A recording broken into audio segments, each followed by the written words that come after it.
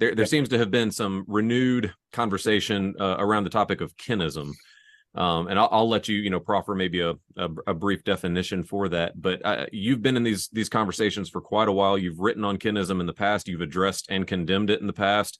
If I was on my game, I would have Mere Christendom here beside me, because I believe you even address it within Mere Christendom to a certain extent.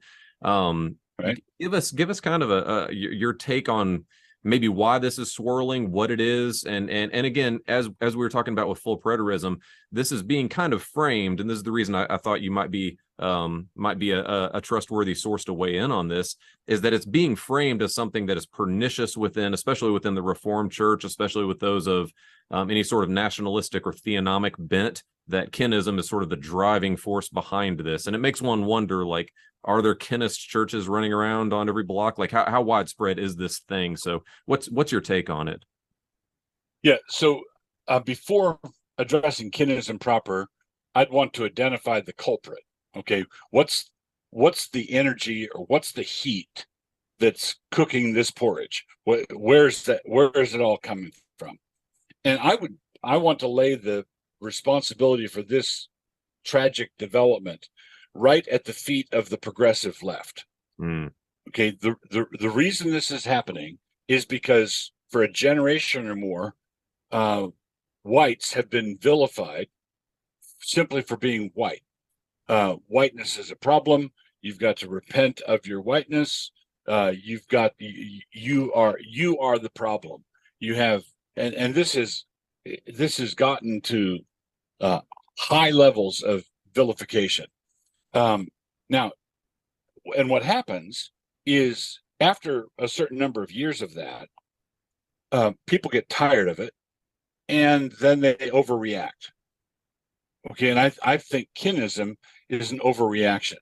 So in the face of this vilification, there was a controversy a few years ago where someone posted anonymously all over a college campus somewhere little flyers or little posters that said, "It's okay to be white."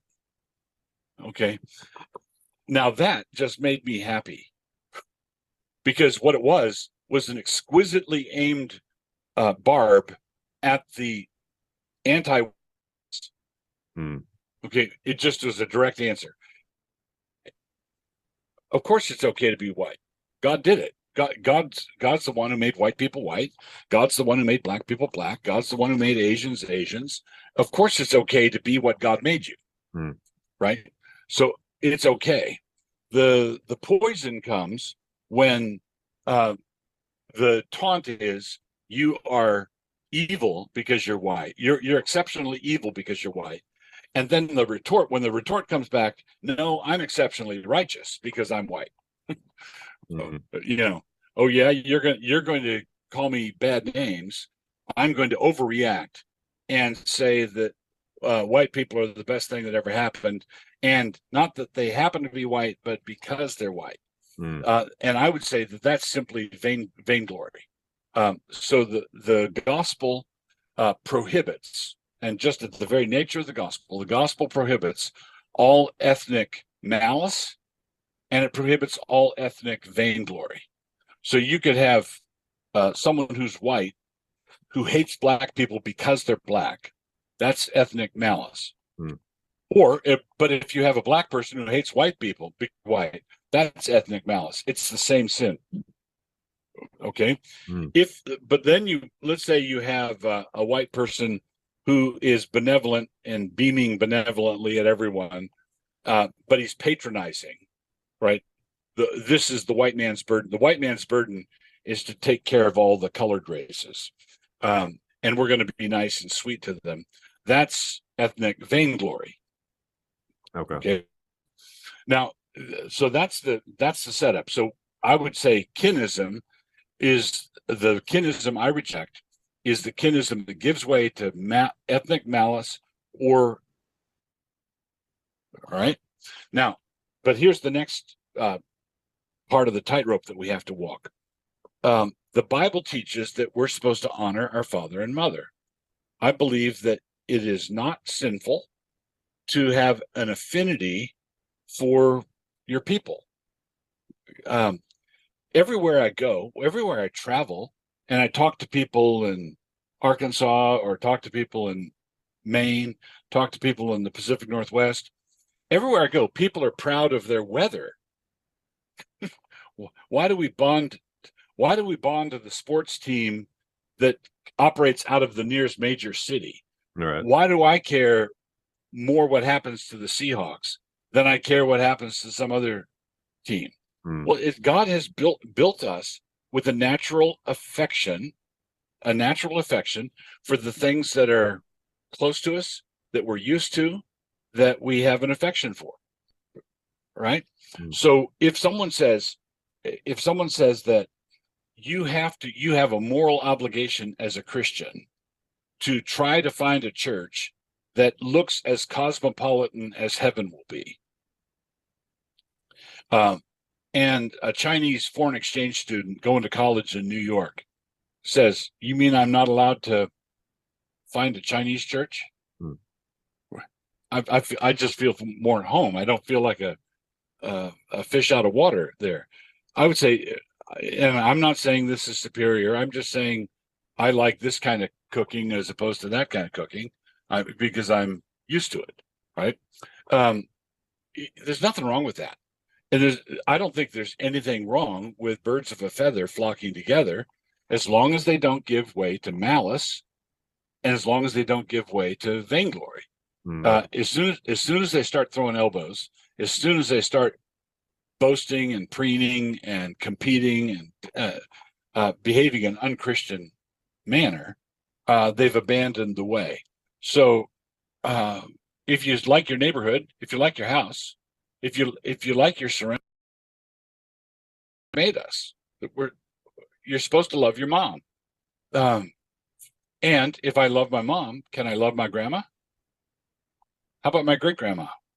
Well, all of a sudden I've got an affection for my tribe. So if I look at my ethnic heritage and say what is an appropriate emotional response to that, I would say it should be gratitude.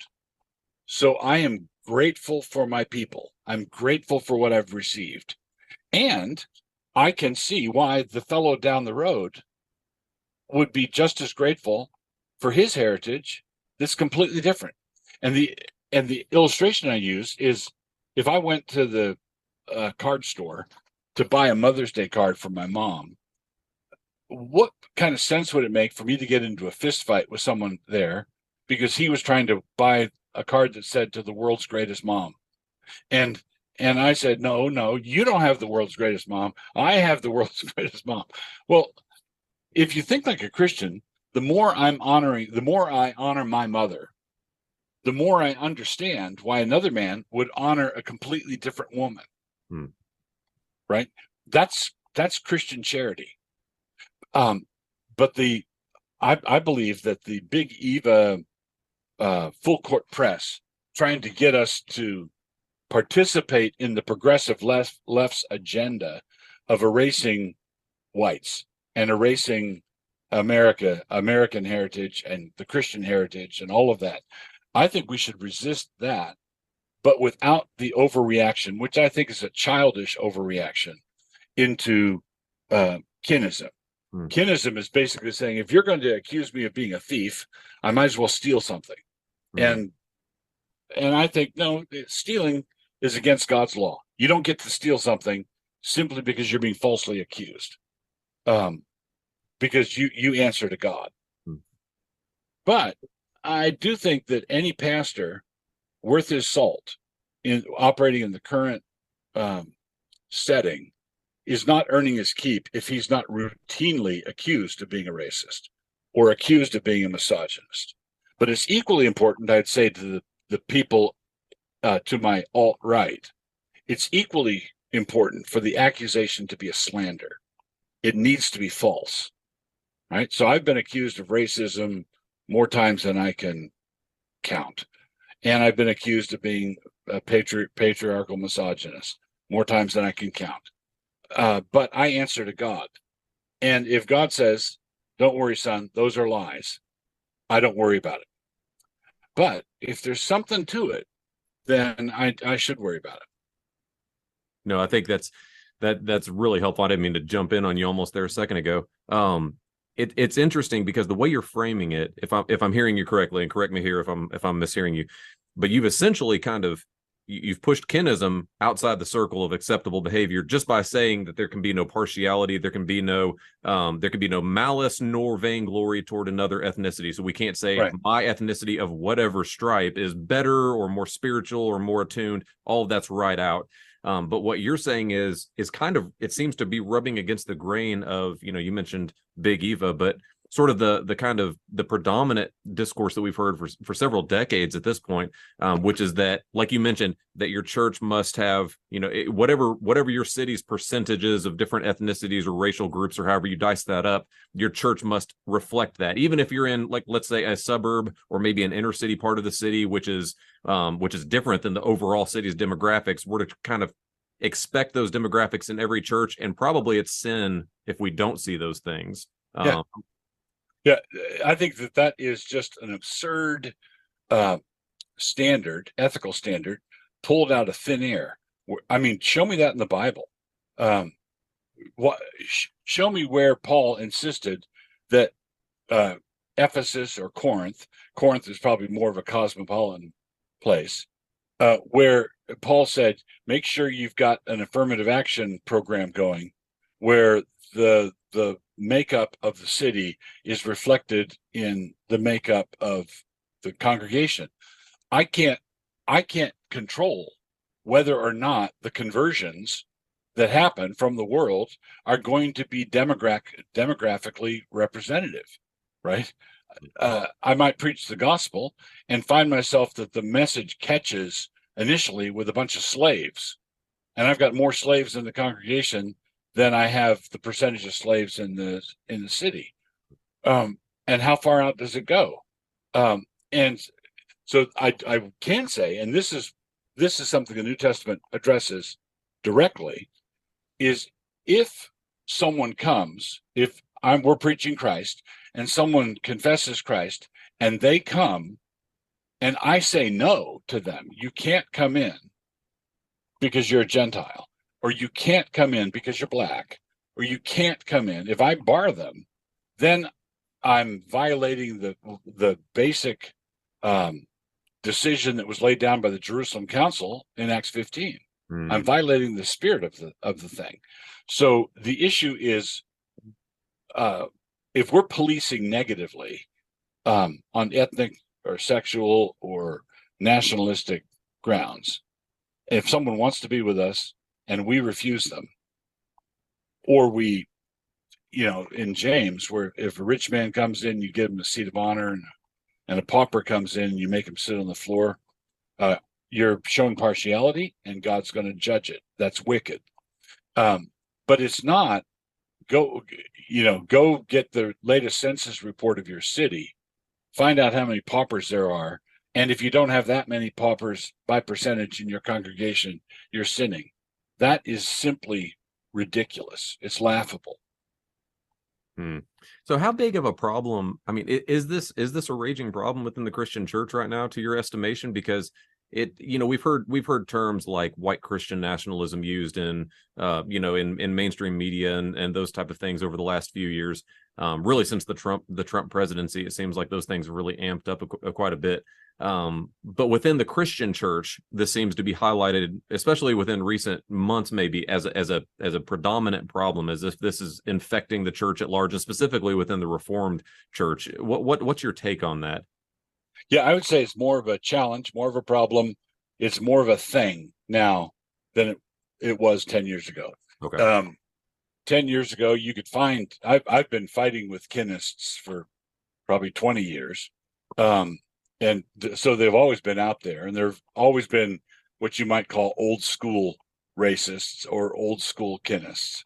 But this new phenomenon of it's boiling to the surface, I think, is a function of the disintegration of our cultural center. Everything's falling apart. And so you've got a bunch of people out there whose pastors and leaders have not shepherded them well, And they've come to the conclusion, a lot of people come to the conclusion, everything the government has been telling me is a lie. They lied to me about the lockdowns, they lied to me about the virus, they lied to me about the vaccines, they lied to me about Ukraine, they lied to me about, and oh yeah, they've been pushing this racial harmony thing too. And they were calling me names. I remember that. Then they conclude that whole thing is a lie also. And I don't object to Christians coming to the conclusion that the secular version of racial harmony was based on a lie. That's true enough. That whole thing was the Huxtable family and Bill Cosby's thing is a secularist lie. But the New Testament is very, very clear that what the secular state cannot do, Christ intends to do. Okay. No, very, very good. I'm thinking towards some other avenues on that, but like I said, I do want to be respectful of your time on this. Is this related though? Because you've talked quite a bit on Blog and Mablog, and obviously the Cross Politic guys have addressed these sort of issues. Is this sort of the red pill, black pill dynamic? People maybe seeing something that is cause for reaction, and yet this is a massive overreaction. Well, we could just say a sinful, unbiblical overreaction. Then is what we're addressing. That's how I would describe it. Some guys are, some guys are red pilled, and some guys it's red pill, but they took the whole bottle. And then some guys are going in a Nietzschean. We need an American Caesar, strong man. We need, and they're kind of, those are the black pill guys. Women are the enemy. Other ethnic groups are the enemy. And we've got to stick together and stand up for ourselves. I don't have any problem with whites saying, no, it's okay to be white. Do you feel bad about your whiteness? No, not even a little bit. I think that's fine and healthy, but I don't think it's fine and healthy to then do the third grade reaction of, you've been telling me that third graders are inferior and stupid, and so I'm going to start telling you that third graders are geniuses, all of them. That's just a simple overreaction. Okay.